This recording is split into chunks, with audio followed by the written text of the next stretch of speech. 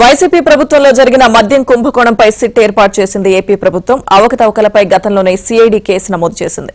దర్యాప్తులో వేగం పెంచేందుకు సిట్ను నియమించాలని ప్రభుత్వానికి డీజీపీ ప్రతిపాదనలు పంపారు.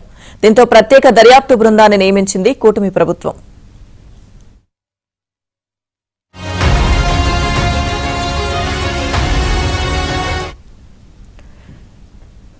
వైసీపీ ప్రభుత్వంలో జరిగిన మద్యం కుంభకోణంపై సిట్ ఏర్పాటు చేసింది ఏపీ సర్కార్. పూర్తి సమాచారం ఏపీ బ్యూరో చీఫ్ రామారావు అందిస్తారు. రామారావు.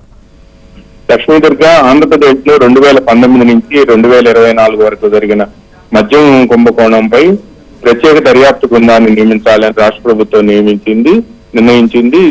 డీజీపీ ఇచ్చిన ప్రతిపాదనల మేరకు ఈ రోజు సాయంత్రం సిట్ను నియమిస్తూ రాష్ట్ర ప్రభుత్వం ఉత్తర్వులు చేసింది.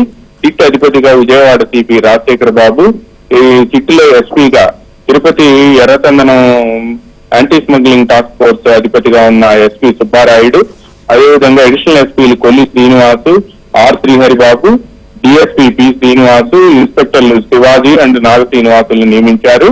అయితే ఈ సిట్ బృందం ప్రతి 15 రోజులకు ఒకసారి దర్యాప్తు పురోగతిని నివేదిక రూపంలో ఇవ్వాలి అని చెప్పి ఆదేశించింది రాష్ట్ర ప్రభుత్వం. అదేవిధంగా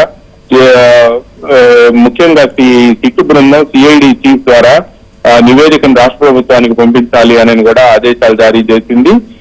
బిఎన్ఎస్ సెక్షన్ల కింద ఇన్వెస్టిగేషన్ చేసి కేసు నమోదు చేసే అధికారం కూడా సిట్కు ఉంటుంది అని కూడా స్పష్టం చేసింది.